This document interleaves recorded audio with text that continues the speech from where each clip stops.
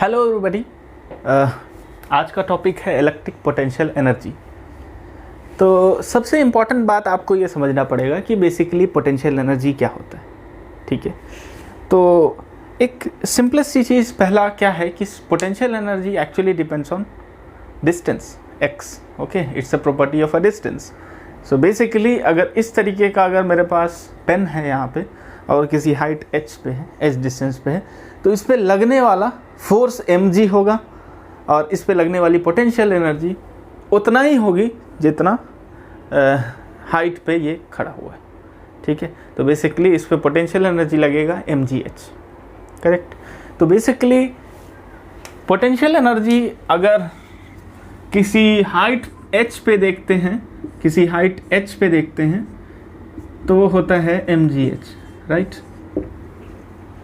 Okay, इसका मतलब क्या होता है कि अगर मेरे पास एक बॉल है या फिर ये एक ऑब्जेक्ट है मेरे पास और मैं यहाँ पे पकड़े हुआ हूँ इसको, दैट मीन्स मैं कुछ फोर्स लगा रहा हूँ अगेंस्ट ग्रेविटी।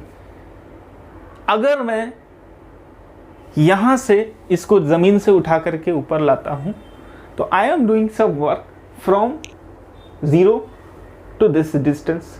ठीक है, अपने हाथ से against gravity. Correct, because gravity इस तरह एक्ट कर रही है, ग्रेविटी इसको खींचना चाह रही है and I am doing some work against gravity और इसको मैं एस डिस्टेंस पे लेके आया हूँ और मेरे हाथ में बेसिकली ये ऑब्जेक्ट वर्क डन हो करके मेरे हाथ में अभी क्या है, पोटेंशियल एनर्जी। Correct, mgh। इसका मतलब क्या हुआ, मैंने वर्क किया, ज़मीन से उठाया ऑब्जेक्ट, ऊपर लेके गए एस डिस्टेंस पे and I have a potential energy. What does that mean? यानी एक सिस्टम तक के तरीके से मैं सपोज आपको मैथमेटिक्स नहीं आती है, फिर भी मैंने किया क्या, I have did some work, correct, and I have something called potential energy U which is mgh। ठीक है, तो I did this work and I get this thing। So as a whole ये सिस्टम में कुछ ऐसा हो गया कि वर्क डन जो हमने किया वो कन्वर्ट हो गया पोटेंशियल एनर्जी में and this is called conservative force. Because अभी मेरे हाथ पे क्या हो गया, स्टोर हो चुका है पोटेंशियल एनर्जी। रीजन, अगर मैं इसको छोड़ दूँ तो क्या हो गया, it get converted into kinetic energy. Correct, that means मेरे हाथ में पोटेंशियल एनर्जी स्टोर था। तो the idea that work done gate converted into work done gate converted into potential energy is called conservative force.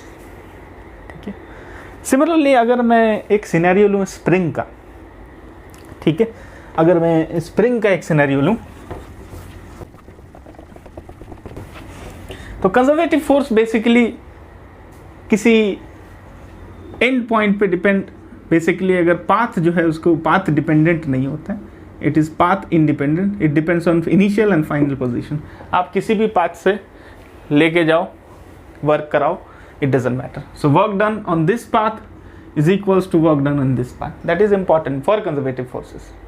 Correct, and what I have found out is that work done W is stored as potential energy U, which is equals to mgh, and this is shows that the conservative nature of gravitational force field. So gravitational field is conservative. Now let's talk about spring forces.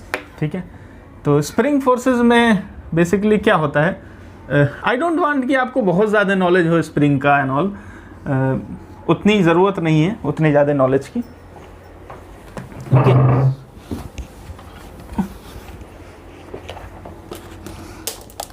But एक अगर आपको basic idea पता है कि हाँ ये spring कैसा दिखता है, that will be enough.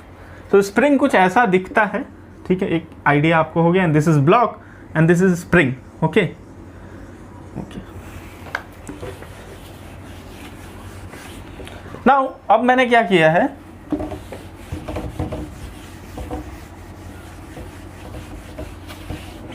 So I have this thing and यहाँ पे मैं एक ओरिजिन मान लेता हूँ, इसको कहता हूँ x equals to 0। This is my origin, this is my mean position also. यानी इसका मतलब क्या हुआ, यहाँ पे ये स्प्रिंग रिलैक्स है, ठीक है, रिलैक्स है, यानी there is nothing force, it is at equilibrium also, equilibrium, because there are many people who are in chemistry also, there are many people who are in chemistry also, so they can understand this thing also, equilibrium. So there is nothing force is acting on this, and I have done something like that. I have provided some external force this way.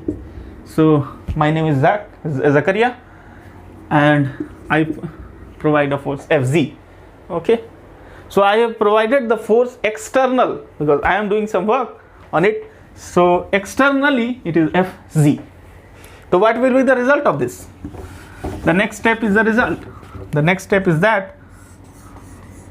the string get stretched, and the external force is this way, and that is Fz, and spring हमेशा और हमेशा mean position के about force लगाता है. That is the definition of SHM.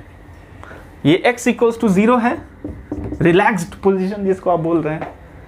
तो आप कुछ भी कीजिए, it will come toward x equals to 0 only at last. तो F is equals to minus kx जो स्प्रिंग फोर्स होता है वो इस डायरेक्शन में लगेगा. किधर की डायरेक्शन में? x इक्वल्स टू 0 की तरफ.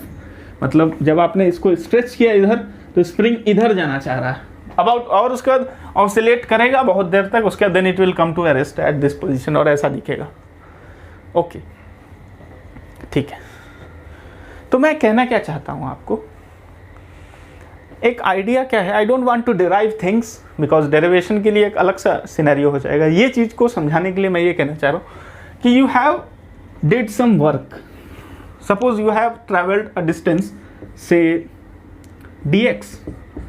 So you have did a work f dx, correct, magnitude wise for example. So you have did a work f dx. Okay, अब यहां पे आपने होल्ड करके रखा है इसको, राइट. पता कैसे लगाना है कि आपने पोटेंशियल एनर्जी स्टोर करके रखा है? ऐसे पता लगाना है कि अगर आप इसको छोड़ देंगे तो ये ऑसिलेट करने लगेगा, यानी आप उसकी रैंडमनेस, आपकी उसकी ऑसिलेशंस को पकड़ के रखें. यानी you have potential energy in your hand, and what does that mean? The potential energy is stored. Work done by you, that is this work done, is stored as what? Potential energy. तो work done जो आप F dx करते हैं from initial position I to final position F get converted into potential energy U, जो होता है half kx square. You can find it by integrating things. This is what? Conservative nature. It depends on the initial position and the final position. It doesn't depend on the path, correct. तो basically what does this shows? It shows a conservative nature. It shows a conservative nature. So gravitational force is conservative, as I have derived it. Work done is stored as potential energy. Spring is conservative. Work done is stored as a potential energy. Then does Coulomb force is conservative? Okay, does Coulomb force is conservative? So of course Coulomb force is conservative. Coulomb force is a conservative force, and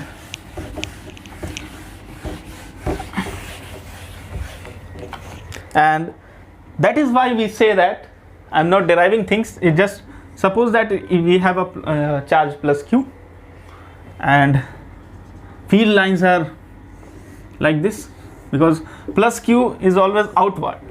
Okay, charge due to plus q is always outward. Okay, plus q and the field around it. So I put up test charge q naught. Okay, and I want to travel from A to point B, right? I want to travel from A to point B. So since this is also positive charge and this is also positive charge, then there will be a repulsion. Same as that magnet, north pole and north pole, there is a repulsion. So when you travel from A to B this way, or you travel from A to B this way,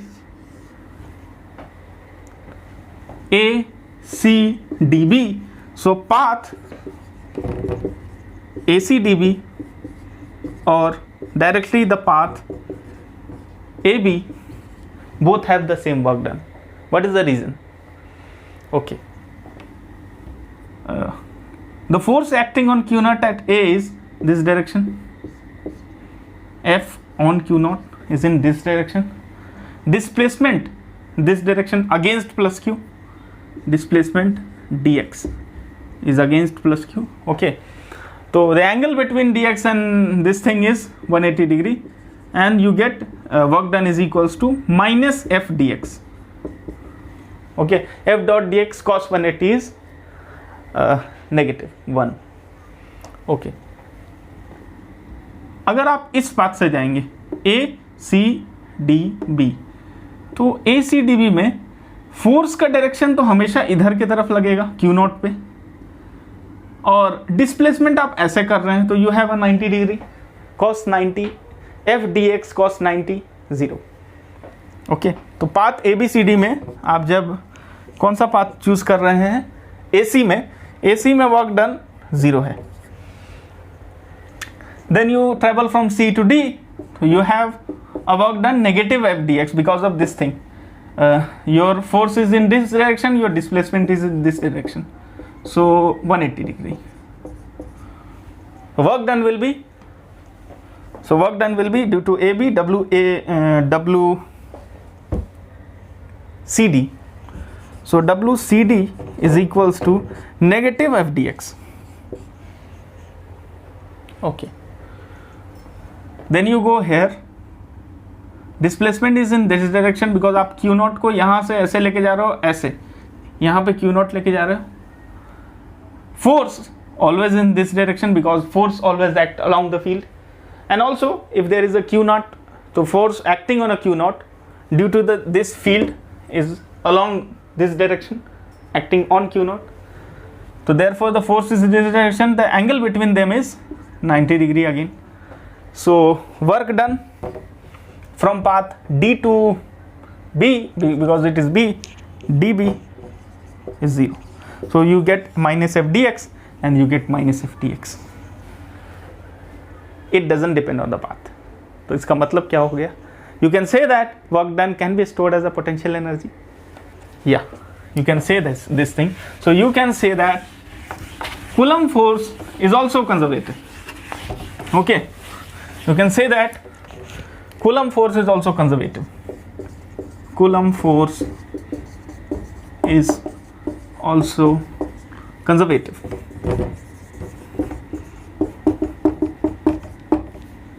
What does that mean?